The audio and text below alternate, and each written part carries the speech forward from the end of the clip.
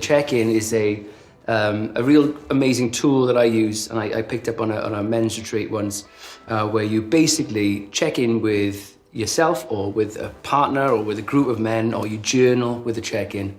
And it's 3 words. You say 3 words that best represent how you feel in the moment. Don't be too scared, it's fine. And then you explain how you feel. And then you just kind of, the best thing about it is that the other person can't jump in and say, oh, I tell you what you should do for those feelings. Nobody can fix you, which is the nice part. So the 3 words, are they all descriptive? Yeah. It's not like I feel and then the... No. So you can just say, I'm tired. I'm trying to be asked the same question. I'm trying to pad out the 3 words with... It can be anything you want. There's no judgment, nothing.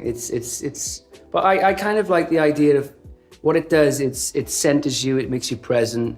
And if you know how you feel, then you can access some of the tools you have to help you feel a different way, to plan your day, or just know.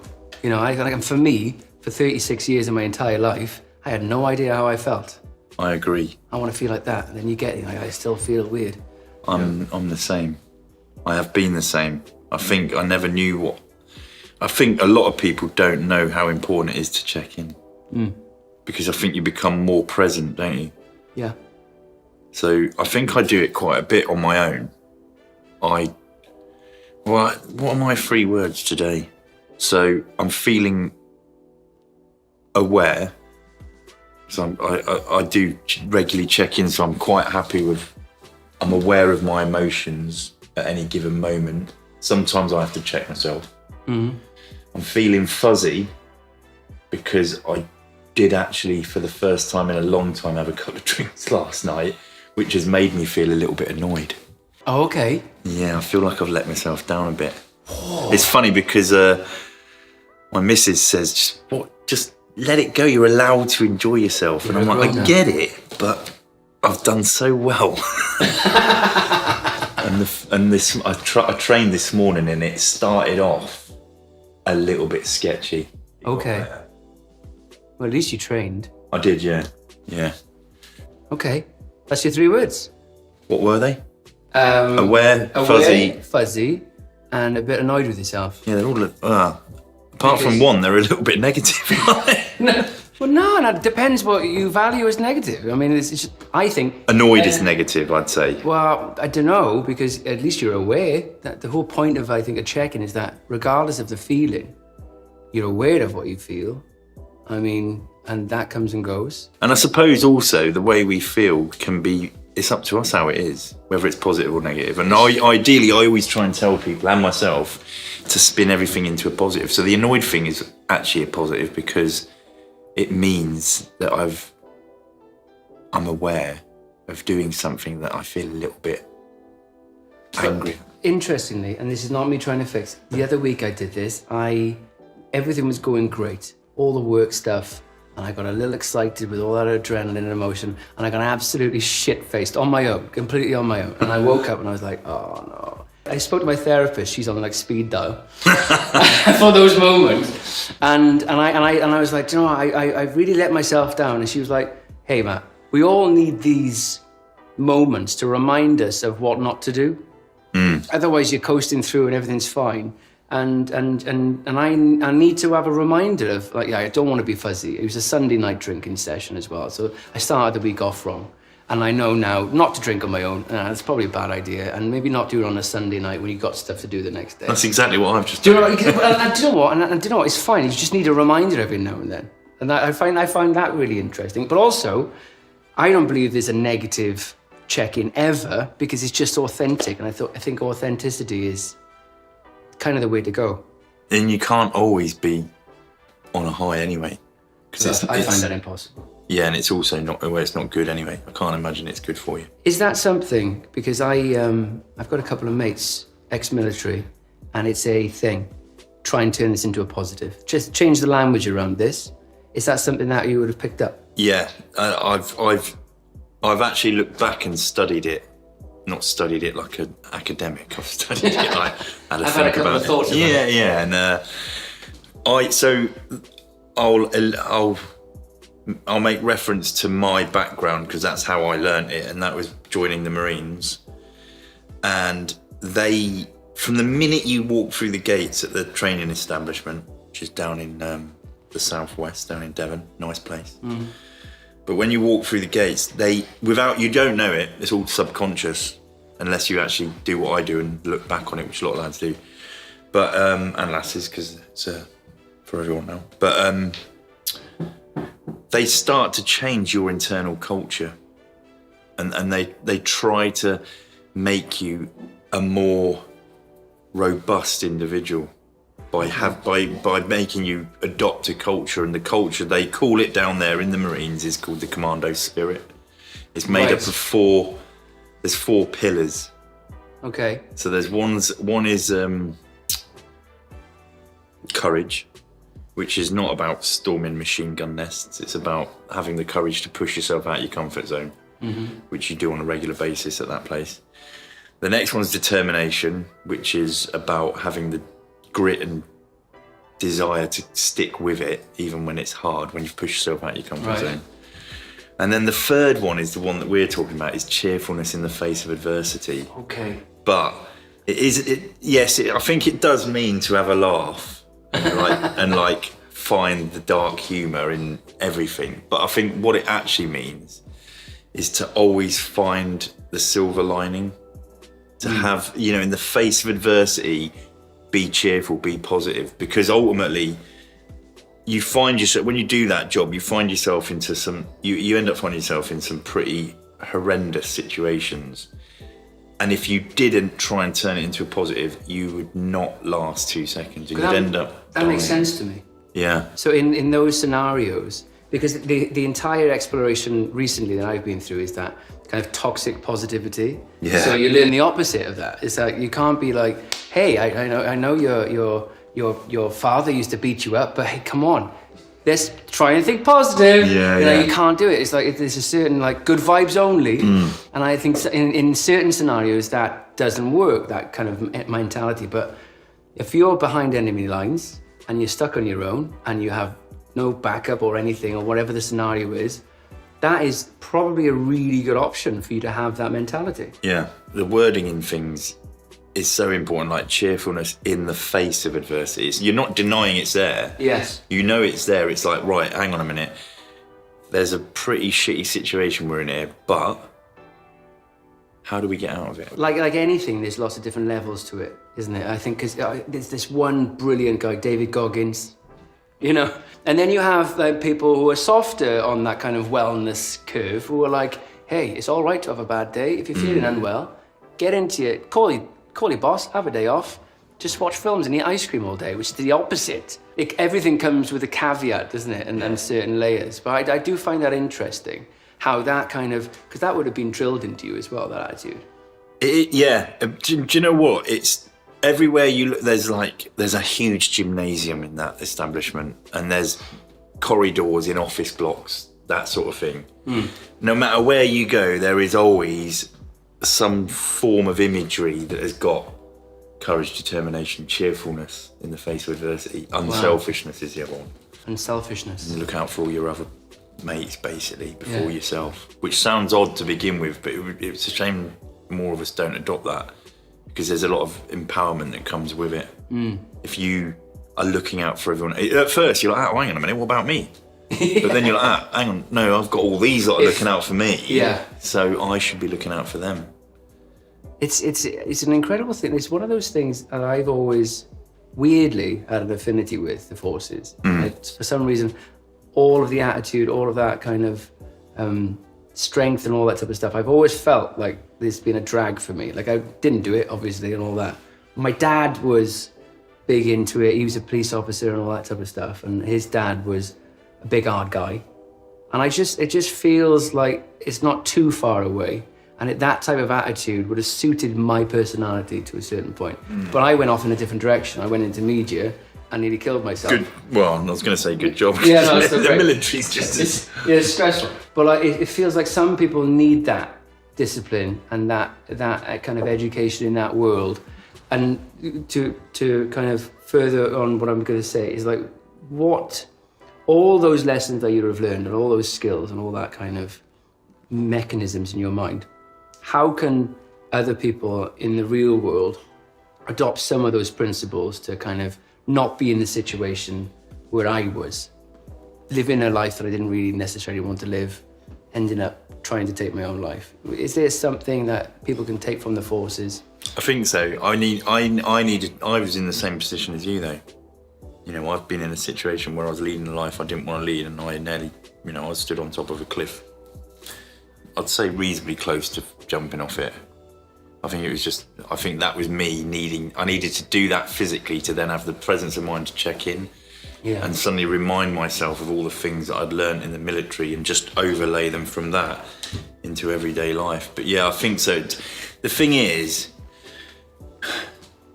I've just spieled off 4 pillars of a way of living, which anyone can adopt, but it's not that easy, is it? No. You need to have a little bit of the determination to implement it. You've got to keep going over it in your mind, saying, right, I need to be cheerful in the face of adversity. Not quite like that, but ultimately the best way to do it, I think, is to first of all do things consciously, which is what takes a lot of hard work. So the more you're like, I feel, you know, instead of waking up in the morning feeling shit and being like, oh, I haven't got time, I've got too much to do, running around, have a quick shower, whatever, rush out the door, sweating your balls off. Yeah. And still in a bad mood, having not checked in. Whereas if you give yourself, have the discipline to wake up, let's say you wake up in the morning, you're like, I feel a bit shit. What's going on here? Instead of rushing into the day head first, you take a couple of seconds or 10 minutes, depending on how long you got, to at least explore your emotion. Yeah. And then that means that you're aware of it. It might not mean you've fixed it, but you already feel a lot better because you've already actually given yourself a bit of time. I've done it for years where I don't check in. Just rush into things. I'm a bad person to be around. I'm miserable, arguing. And yet if you just took that time, and I make a point of doing it, sometimes it happens subconsciously now because I've done it so many times, but other times I still have to, you know, if I get that sort of knowing feeling of like, I don't know what it is, it could be anything. In fact, it could be anything. It doesn't necessarily have to be one specific thing. No, it could be a fear thing, you know. Yeah. I'm in a position where I can, and I know fear, I'm like, fucking hell, I don't like that. And then I'm like, oh, hang on a minute, right, why do I feel like this? Oh, right, that's right, I'm stood on the edge of a fucking cliff and I'm about to do something mad. Yeah. So instead of being a snotty heap on the floor where I don't get to perform and do what I need to do, I just check in with myself and I'm like, right, I need to make sure I'm doing the right thing with my kit. I've got everything's in the right. Okay, cool. So I sort of do that. Whereas the other ones are like, if I feel angry at something or stressed, I'll check in, and after the time I'll be able to work that out pretty quickly. It's either I've had an argument, which means okay, I'm allowed to feel a little bit angry. Don't let it get out of control. Or it could be that, you know, I'm stressed because I've got a bill looming. Yeah. You know, and that's why I'm stressed. That makes sense. Do you know what? I'll go and pay it. Don't want to, but I'll pay it, and it's done.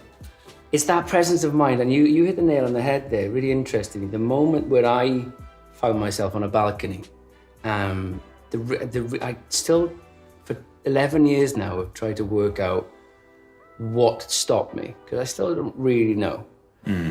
But all I remember is that I was shit-faced for a few days, maybe weeks before that. But I was sober in that moment. In the moment when I had that control and I could feel that I'm doing something, this is electrifying, was the moment I went, oh, this is what it feels like to be. I didn't know what it was then, but now it's total presence. And I've been chasing that ever since, like a complete clarity of who I was, how I felt, and what I wanted. And it passed within a nanosecond, but it was for the first time. That was when I was 28. So for 28 years, I've been drifting, just punching in, punching out, subconsciously and consciously suppressing my feelings towards anything and just like 100 miles an hour forward. You think that's why you got to that suicidal place? I think, yeah. Because you didn't know who I was properly. I think I might have been the same.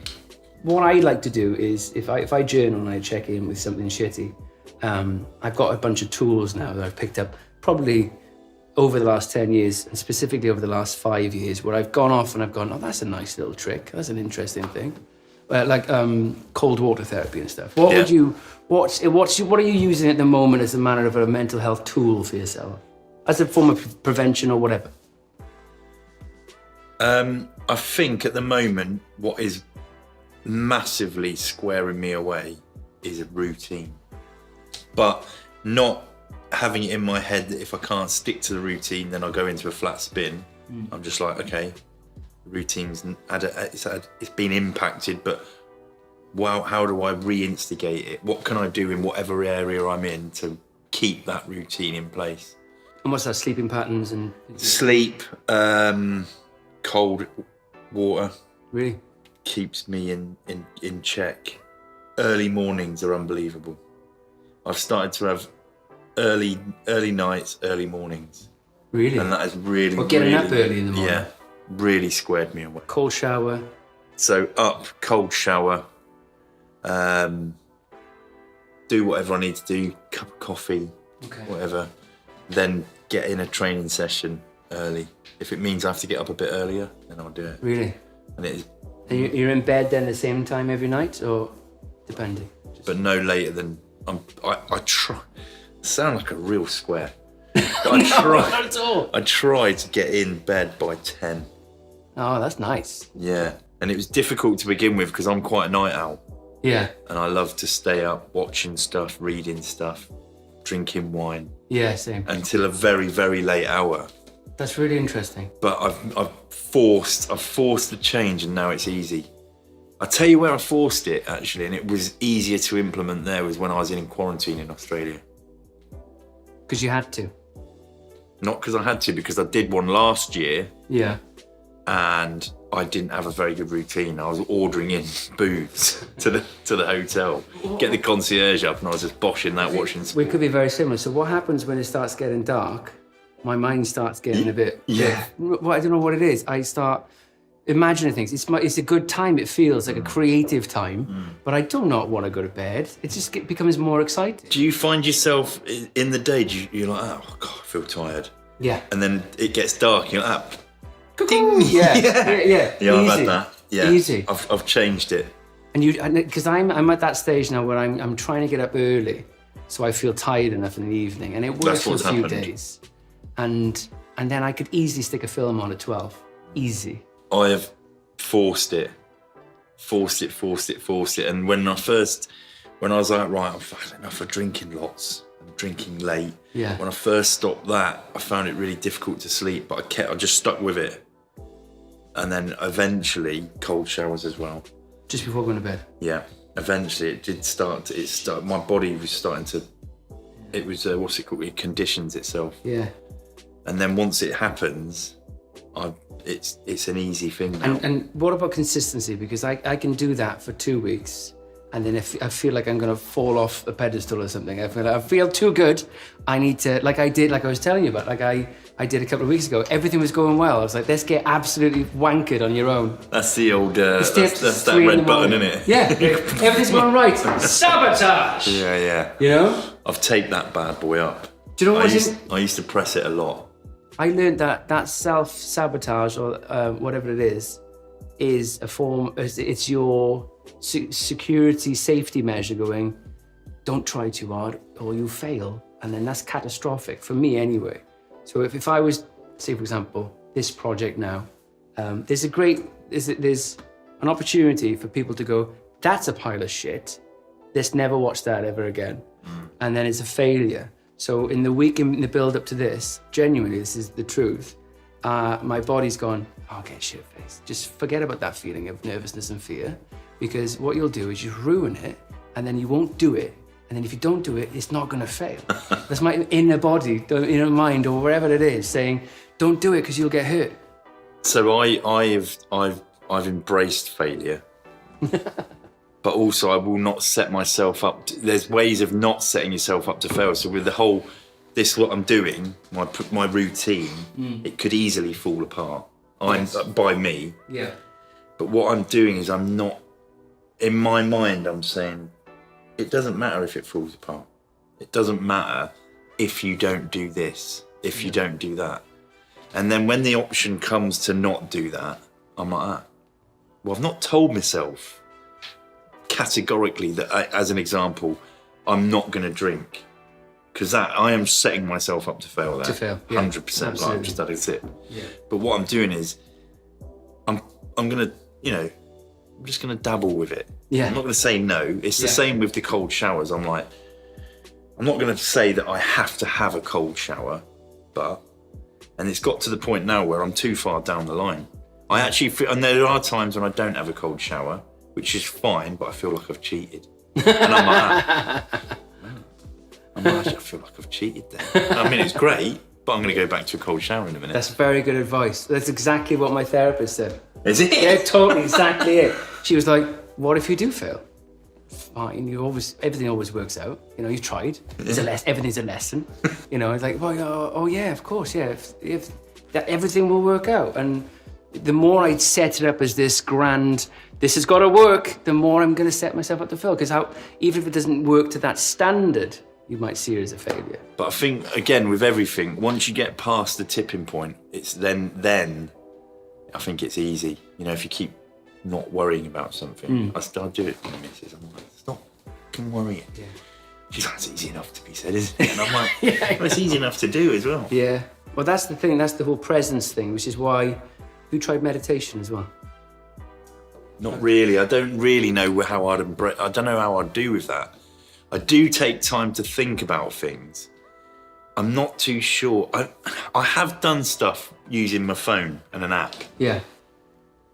Like, but some of them Calm or something. Yeah, but some of them sort of, I feel like they're a little bit, I don't know. You can say wishy-washy. I don't know whether they're wishy-washy. Sometimes I feel awkward doing them. Oh, okay. There's a Breathe one, someone like singing in my head. And I'm like, shut the fuck up. You're doing my head in, let alone me breathing. So I just go and do my own sort of breathing techniques. Yeah. But then the meditation thing, I've not really done it. But I don't know whether because I do my own sort of mindfulness, maybe that is meditation. Well, even like that you train, don't you? So that is possibly a form of meditation. Like if I cycle through London, I'm concentrating on the road and not getting hit by a bus. I'm there present and I'm, you breathe in your exercises. So that's for me a form of meditation. The idea of, like I've done it lots of times and I do try lots of kind of that woo-woo stuff. And I've sat in many places with many people with all the yoga and meditation stuff. And I don't mind it because it's the exact opposite of where I'm from. So it feels like a nice, safe, pink bubble. But somewhere in the middle is where I enjoy that space and that time. So, for example, if boxing on a punch bag, meditative, you're present, you're in the moment. Yeah. You really have to check in on your breathing. That feels like it's but people, it's not like necessarily sitting down with the bells chiming, with birds tweeting. Because it's not what I'm used to. It would like balls at the moment. But I kind of like all that at the same time. I'm not jiggling balls. Where have you been? I don't know. What retreats is that? I don't know where I came back from. But do you know what? Now you've mentioned it, so in November last year, I injured my back, and to the point where it was reasonably not bad. I feel a bit fraudulent to say it was bad, but for me, everything's, got its own perspective. But for me, it was quite bad. I injured it. Following morning, it took me 20 minutes to get out of bed, all sorts of things. I had to go and see a chiropractor and all that sort of thing. Anyway, because of that, I take very seriously my morning work, like warm-up / mobility workout, which I do all the time. Yeah. And it's just moving, stretching, that sort of thing. Flow. That, I really enjoy it. Yeah. Because I'm just in the moment. Yeah. Concentrating on my own body. And I don't know whether that's meditation. Well, no, it is. But it's a form of getting in touch with your body, grounding and all that type of stuff. And this is what I find really interesting. It's how you dress it up. Because how are we going to get men out there who are struggling to do these certain things when you only have a picture in your mind of ping, pong, ping, and, you know, proper Eastern style of meditation and wellness and stuff. But like you were saying, just stretching out your muscles for 5-10 minutes in the morning and having a flow, getting the blood pumping, is effectively yoga, but like a smaller version of that, you know? I wouldn't use the word yoga, but... But no, it's a No, form it is. of, whatever the joking. purpose of yoga and meditation is, like, you know, when somebody like would say, just take a deep breath, and, you know, it's a form of meditation, like I do it all the time. If I'm in a sticky situation and feel a bit, you know, even anxious in social situations, like before, I'd have to drink a lot. Like now, I just breathe and just get present, and I'm all right. Like any feeling, any trigger, I believe, is you can't really hide. Is that from your past is still there, but how you react to it is something that you can control. Because everyone's like, oh, I can't. You're like, I'm like, hang on a minute. It's your feeling.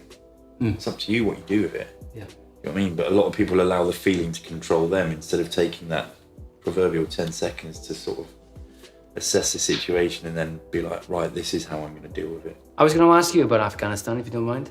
Of course.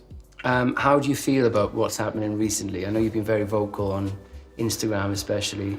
So, when it first started to, when this debacle started to materialise, probably about 2 weeks ago, I was like, what the fuck? I was like, this is a weird position to be in. And I should imagine it's not dissimilar to Vietnam vets, where, I mean, that was a very, very,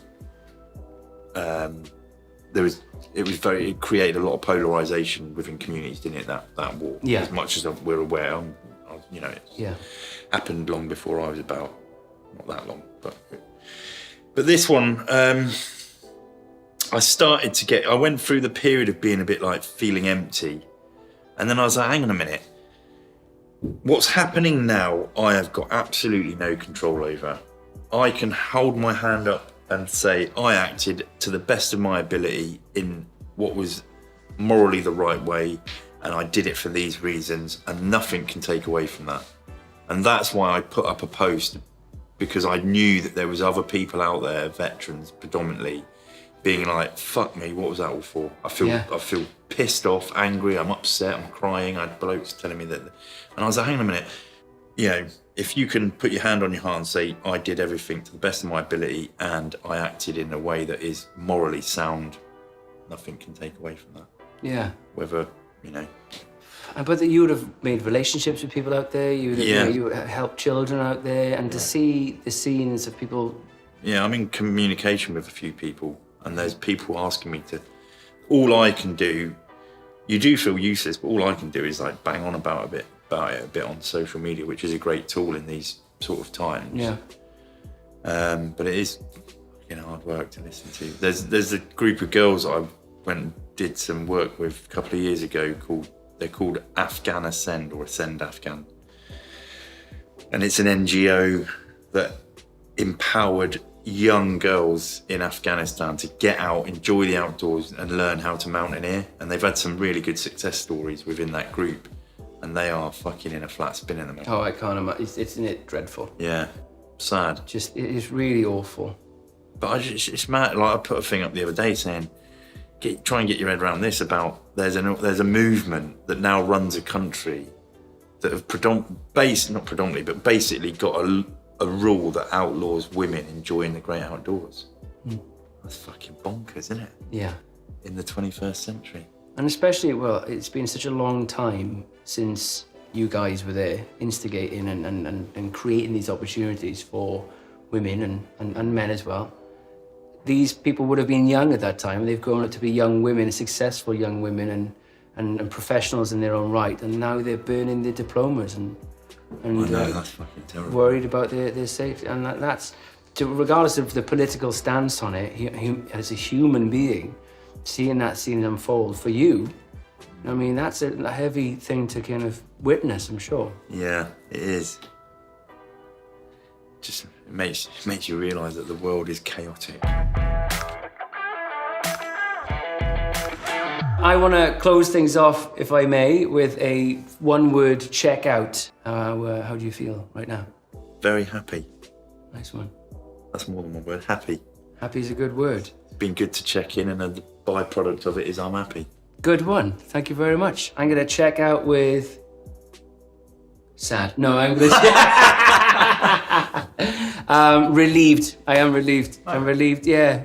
It's been a long time coming. Lockdown to get this done. It's nice. It's a nice sense of, I don't know, I'm going to change relief to achievement. I feel very happy. I've got you sat down. We've had a really nice chat. Feel good about it. No, it's been awesome. Thank you very much for coming on. Cheers. Thanks, man. My man. Cheers. Let's go next door and get a shit face.